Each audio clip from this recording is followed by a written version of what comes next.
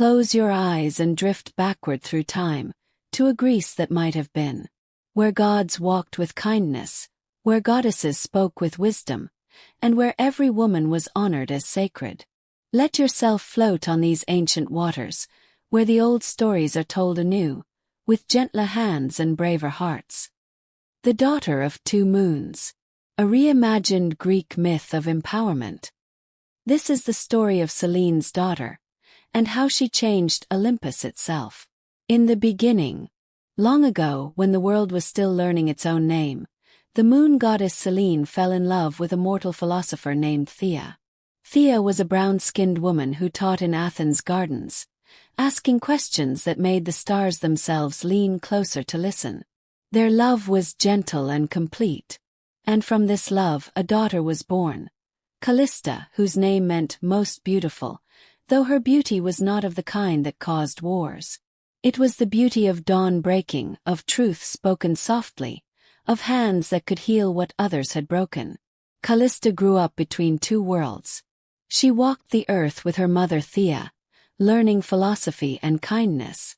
She visited Olympus with her mother Selene, learning the language of moonlight and the wisdom of the divine. The gods and goddesses watched her with wonder. She was half mortal, half divine, and entirely herself. Something new, something necessary, something that made even Zeus pause and think. A gift. On Callista's 16th year, the Olympians gathered to offer her gifts, as was tradition for divine children. Athena, goddess of wisdom, approached first. Her gray eyes held storms of thought. "I offer you strategic mind," she said, "the ability to see patterns and solve problems that perplex others." "I accept with gratitude," Callista said, bowing. "But may I ask a question?" Athena smiled. "Always ask questions. Why do you appear in battle armor? Is wisdom only for war?" The goddess was silent. Then slowly she removed her helmet. Beneath it, her hair fell like waterfalls of silver. "I wear armor," she said quietly, "because I was born from Zeus's head, a thought made flesh. I learned early to protect myself, to make myself hard and strategic to survive in a world that feared powerful women." She touched Callista's face. "But perhaps you will show us another way." Apollo, god of the sun and music, stepped forward. His light was warm, not burning. "I offer you the gift of song," he said. "The power to create beauty that moves hearts." "Thank you," Callista said. "But may I ask, why do your songs so often tell of chasing women who run from you?" Apollo's golden face shifted with something like shame. "Because I confused desire with entitlement," he said. "Because I was young and thoughtless and no one taught me that love requires consent, requires mutuality, requires seeing the other as fully human as yourself." He knelt before her. "But I am learning. We are all learning. And your generation will teach us what we failed to understand." Artemis, his twin, goddess of the hunt and moon, embraced Callista. "I offer you independence," she said. "The strength to walk your own path." "I accept," Callista said. "If you'll accept something from me, the knowledge that independence and connection are not opposites. You can be free and still love. You can be wild and still choose intimacy." Artemis's eyes, silver as her mother's, filled with tears. "Teach me," she whispered. Question. After all the gods had offered gifts, Callista stood before Zeus, king of Olympus. He sat on his throne, lightning playing between his fingers, and the air crackled with power.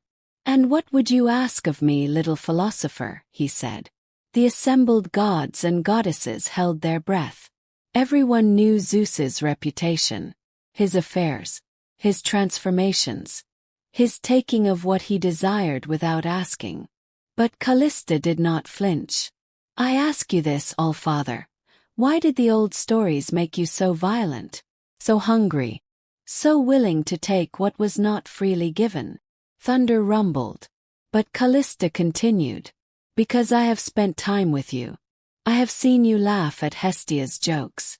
I have watched you weep when Demeter mourned. I have heard you ask Hera, truly ask not demand for her counsel. You are capable of goodness. So why did the stories make you into something cruel? The silence stretched like pulled honey. Then Zeus laughed. Not the booming, frightening laugh of the old myths, but something warmer, something almost relieved. Because, he said, rising from his throne, the men who told the stories could only imagine gods who reflected their own failures. They made me in the image of their own violence, their own inability to see women as equals. They thought power meant domination. He descended the steps, his lightning fading. But you're right. I am better than those stories. We all are. He placed a hand on Callista's shoulder. My gift to you is this: the power to retell the stories, to show the world what we truly are, not perfect but learning, not infallible but growing, gods and goddesses trying to be worthy of worship, not demanding it through fear. Callista took her gift seriously. She proposed something unprecedented, a council of mortal women to advise Olympus. Women whose wisdom came not from divinity but from living, struggling, surviving, thriving in the mortal world. We gods are immortal, she told the assembled pantheon. We do not feel hunger the way mortals do.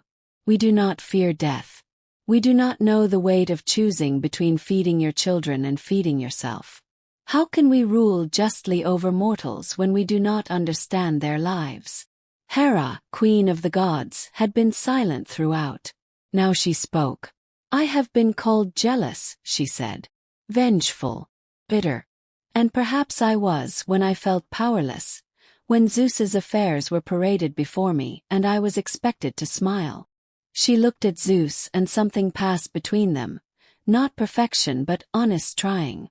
But what if, Hera continued, my power was not in punishing the women Zeus desired, but in protecting all women?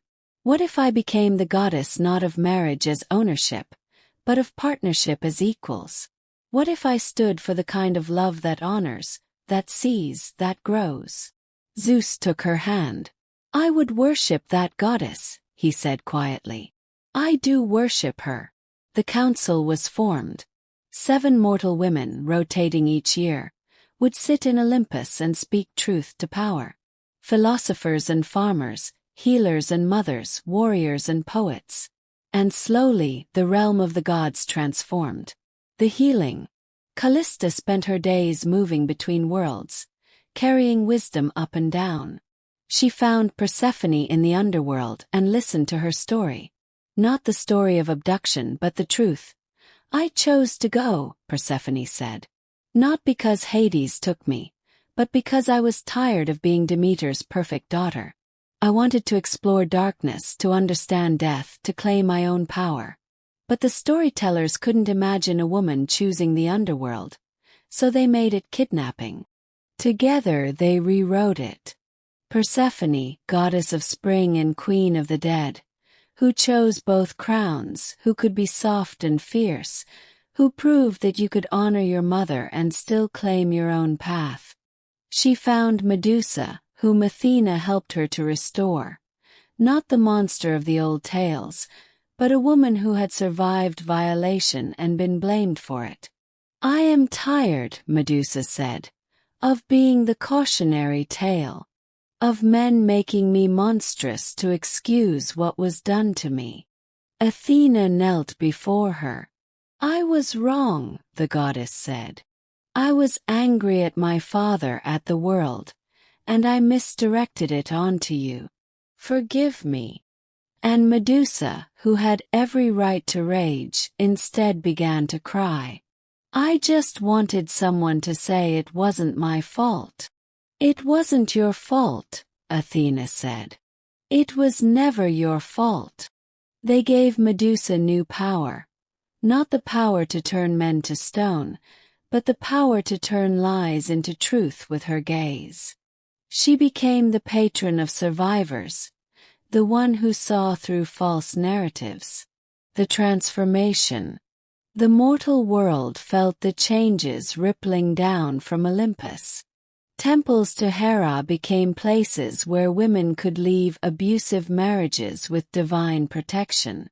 Shrines to Artemis taught young girls they could be strong and soft, wild and tender. Gardens of Demeter fed the hungry without question. Springs of Aphrodite reminded people that love and desire required enthusiastic consent, always.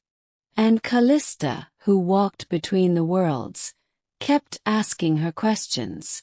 She asked Ares, god of war, "What would you be the god of if war ended?" He was silent for a long time. Then, "Of passionate protection.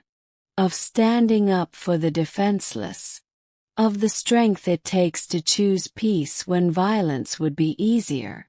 She asked Hephaestus, the craftsman god, "Do you still hurt from how Hera treated you?"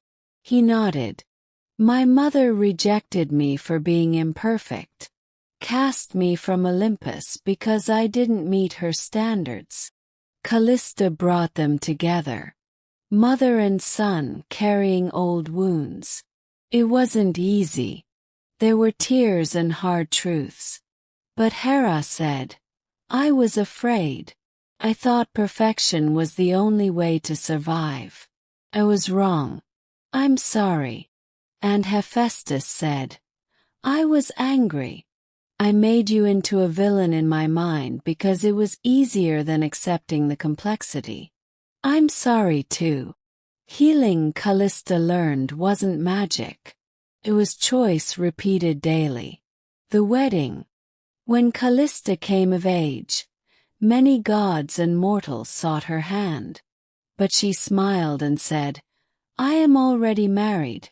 To the work of transformation, to the questions that need asking, to the space between worlds." "But don't you want love?" Aphrodite asked, genuinely confused. "I have love," Callista said. "I have my mother's love. I have the love of my work. I have the love I give myself each morning when I choose to keep going. Maybe someday I'll choose romantic love too. Or maybe not. There are many ways to live a full life." Aphrodite, goddess of love, tilted her head. "You're teaching me too," she said wonderingly. "That love is not one story but infinite stories. That fulfillment looks different for everyone." They held a ceremony anyway. Not a wedding, but a celebration of Callista's choosing of herself. All of Olympus came. Mortals and immortals danced together. Stories were told not of wars and conquests, but of growth and transformation. Zeus stood and spoke. "My daughter," he said, "you have done what none of us could do alone. You have reminded us that power is not domination but service. That strength includes gentleness. That the gods serve humanity best when we listen more than we command." The legacy. Callista lived a long life by mortal standards, an eye blink by divine ones. She never stopped asking questions. She never stopped bridging worlds. She never stopped showing that another way was possible. When her mortal body grew old, she chose to release it, becoming something between goddess and mortal, a spirit of transformation, living in the questions themselves. Now, when someone asks, "Why did it have to be this way?" they invoke Callista. When someone says, "What if there's another path?" they channel her spirit. When someone rewrites an old story with gentler hands, she is there. The Greek gods learned from her that divinity is not about perfection but about growth. That immortality means you have infinite time to become better. That power is most beautiful when it's used to uplift, to heal, to transform. And in every generation, daughters like Callista are born. Women who refuse the old stories, who ask the uncomfortable questions, who insist that the world can be kinder, softer, braver. They are the inheritors of her gift. Closing. As you drift towards sleep, know that you too carry Callista's gift, the power to rewrite the stories that no longer serve you. The story that says you must be small. Rewrite it. The story that says power means hardness. Transform it. The story that says you must choose between strength and softness, between independence and love, between honoring tradition and creating something new. Dissolve it and write something more true. You are both mortal and divine, earth and starlight, practical and mythical. You are the daughter of philosophers and moon goddesses. You are the inheritor of questions that change worlds. The old stories told of women as prizes, as property, as victims or villains. But you are writing new myths with your life. Myths where women are whole, complex, honored, free. Rest now, mythmaker. Rest now, question asker. Rest now, beautiful transformer of worlds. Tomorrow, you'll wake and continue the great work of rewriting reality itself. Sleep well, daughter of wisdom. Sleep well, child of gentle gods. Sleep well, keeper of the stories that set us free. Olympus itself is watching, and it is learning from you. Dream of the world you're creating. Dream of the goddess you're becoming. You are the myth the future needs.